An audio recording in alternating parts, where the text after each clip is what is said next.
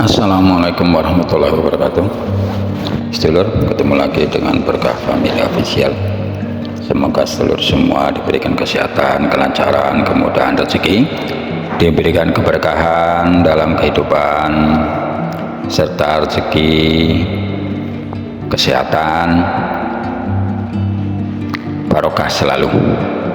Sedulur, kali ini kita explore, kita jalan-jalan ke salah satu perbelanjaan di kota Solo,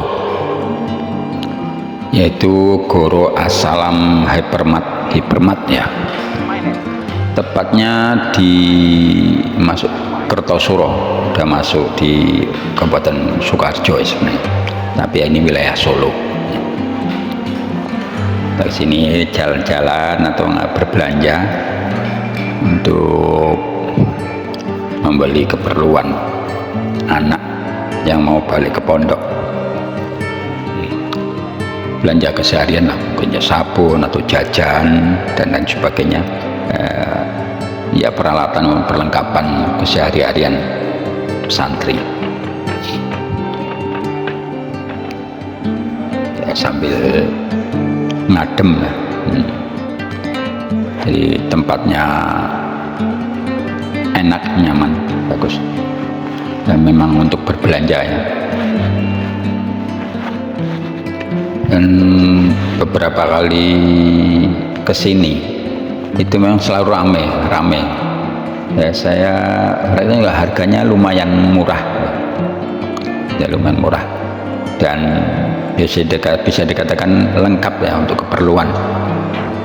Mulai dari ya, di depan tuh ada mungkin apa, di depan swalanya itu ada gerai-gerai, misalnya pakaian, makanan, mainan, terus keperluan itu di dalam itu ada buah, ada juga seperti keperluan ibu-ibu dapur, seperti ada lauk itu ada ikan, ada ayam, daging-daging juga sepertinya komplit ya, swalayan. Makanya kalau kesini seneng, anak-anak kalau kesini seneng ya. Dan juga di sini memang rame ya, seringnya rame, jarang sepi, apalagi seperti hari-hari libur, wah tambah rame ya. Sini memang mau belanja, bukan mejeng, mau belanja. Di luar bangunan itu ya ada masjidnya lumayan besar, kemudian ada kulinerannya, ada mulai dari soto, ada bakso, ada kulineran apa, nasi dan lain sebagainya, ada juga makanan-makanan ringan seperti kemarin itu pernah kita beli itu apa, cumi bakar, ada seperti makanan-makanan yang kekinian itu, ada seperti makan Korea, Jepang itu apa, takoyaki atau apa dan lain sebagainya ya. Menyenangkan, apalagi anak-anak sini ya senang jajan itu, senang, banyak pengunjung. Jadi sehingga kita ya banyak bertemu orang, walaupun tidak menyapa, walaupun tidak, karena memang nggak kenal, tapi ada setidaknya ya ada senyuman, itu bagus. Karena senyum itu sudah termasuk ibadah. Jumpa orang yang nggak pernah kita kenal, kita senyum, itu sudah bagus. Syukur bisa menyapa. Senyum sudah bagus. Coba kita bayangkan, kita jumpa orang, baik kenal maupun enggak, kita mukanya sinis, wah orang pun jutek lihatnya. Kalau senyum walaupun enggak kenal, sangat bagus. Bagi bersahabat, berteman, ini penting untuk pertama itu bermuka ceria, bermuka senyum. Karena apalagi ini termasuk ciri khas atau ada orang timur atau khususnya orang Indonesia yang senyum, bagus banget. Karena agama juga mengajarkan demikian, bermanis muka, jangan jumpa langsung cemberut. Bahkan seandainya pun kita sedang mengalami suatu kemunduran atau kesehatannya menurun, bagaimana kalau ditanya gimana kabarnya, maka ya alhamdulillah baik, itu sangat bagus walaupun kita sudah nggak baik. Karena apa? Karena yang diinginkan oleh penanya itu kita senang, dia senang. Coba kalau kita gimana kabarnya, wah saya sedang sakit ini, dia pun gimana ya, kita pun kalau mendengar itu ya rasa iba atau gimana, tapi kurang enak. Kalau kita alhamdulillah bagus, nanti kalau udah ngobrol lama baru, kalau memang perlu, memang dia menanyakan suatu atau memang kita menceritakan ya boleh. Tapi kalau kok bisa awal jumpa, awal ketemu, sapaan itu tampakkan kita itu mantap, fix. Nah, ini penting. Terlebih-lebih kita ini dianjurkan untuk bersahabat dengan orang-orang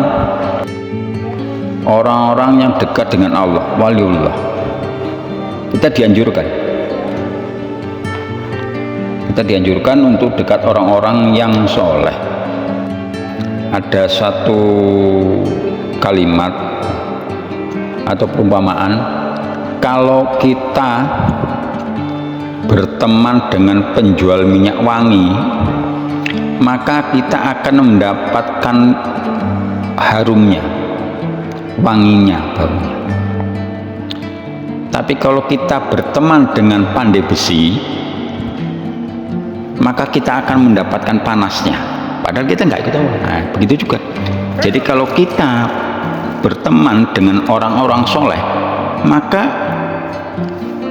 kemungkinan yang lebih besar adalah kita akan ketularan solehnya, atau setidaknya kita nggak berani berbuat maksiat di dekat dia, itu minimal sih. Kalau kita berteman dengan ahli maksiat, maka ya bisa kemungkinan kita akan ketularan maksiatnya. Maka dia dianjurkan dekat dengan orang-orang soleh, orang yang dekat dengan Allah, orang yang selalu mengingat Allah, kita berserta dengan mereka. Pernah Rasulullah bersabda pada sahabat, ya, beliau mengatakan, maukah kalian kutunjukkan suatu perkara yang dengannya kalian akan mampu memegang agama dan dengannya kamu akan memperoleh kebaikan di dunia dan akhirat, yaitu hendaknya kalian itu menyertai majelis-majelis ahli zikir, dan ketika kamu sedang sendirian hendaklah senantiasa membasahi lisanmu dengan zikir. Jadi memang kita dianjurkan untuk dekat, untuk berteman, untuk bersahabat dengan orang-orang yang dekat dengan Allah, orang yang selalu mengingat Allah. Karena memang orang yang dekat dengan Allah, ya setidaknya dia akan rohaniahnya bisa mempengaruhi sekelilingnya. Makanya kita dianjurkan untuk selalu untuk dekat dengan orang-orang soleh, dengan orang-orang yang dekat dengan Allah.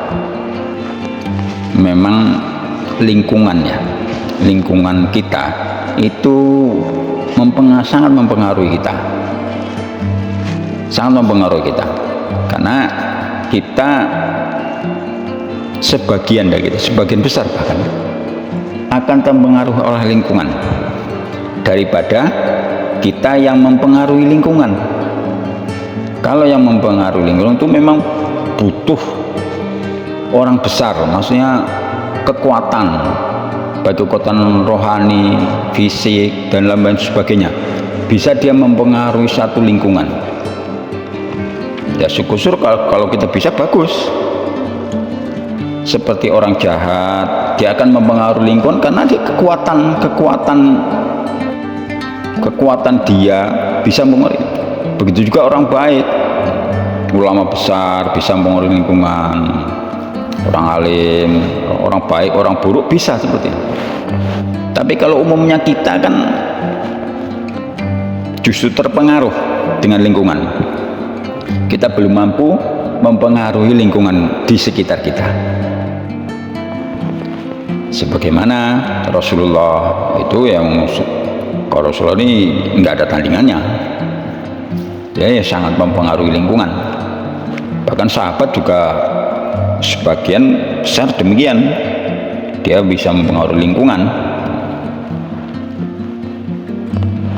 Para pemimpin ada kekuatannya.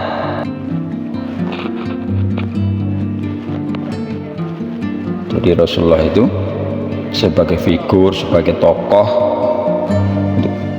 yang memang harus kita tiru, kita ikuti. Jadi barang siapa yang mengikuti baginda Rasulullah SAW secara sempurna, berarti dia itu dekat dengan Allah Subhanahu wa taala. Orang yang dekat dengan Rasulullah pasti dia dekat dengan Allah. Ya kalau dulu ya secara fisik mungkin dekat, kalau sekarang ya dengan mengikuti sunnah-sunnahnya, dengan mematuhi ajarannya. Apa yang disampaikan Rasulullah, apa yang diperintahkan kita turuti, apa yang dilarang kita tinggalkan. Karena sudah dinyatakan barang siapa yang mencintai Allah maka cintai Rasulullah. Dengan demikian niscaya Allah kan mencintai. Barang siapa mencintai Rasulullah, Allah mencintai dan mengampuni dosa-dosa.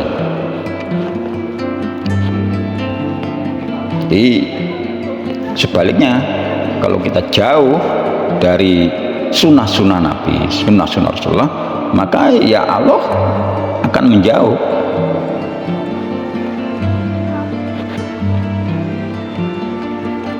Pernah Rasulullah menyatakan atau bersabda, seluruh umatku akan masuk surga kecuali orang yang enggan.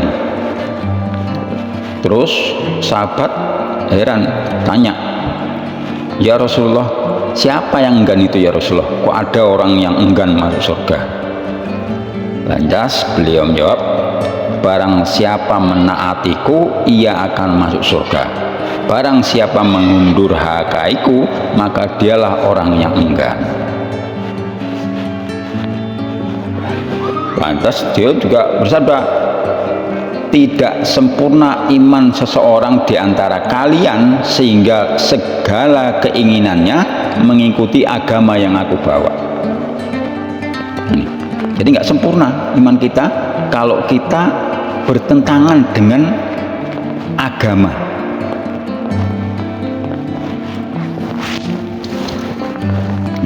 Ini pentingnya kita dekat dengan orang soleh, mengikuti sunnah-sunnah Nabi.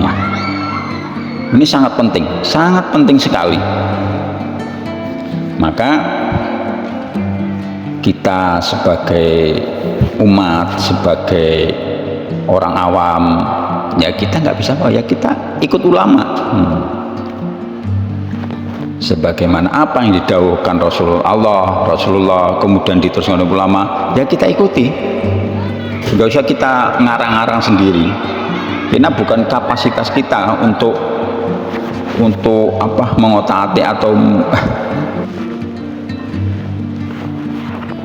merenovasi atau membuat hal-hal yang baru dalam agama. Agama ini sudah sempurna, tinggal kita dengarkan, kita amalkan sesuai kemampuan kita. Kita berusaha dengan sebaiknya. Demikian ya sedulur, explore kita, jalan kita ke Goro Asalam Hipermat di Solo. Semoga video ini bermanfaat, semoga terhibur. Terima kasih telah menonton. Mohon maaf atas segala khilaf. Saya sudahi. Assalamualaikum warahmatullahi wabarakatuh.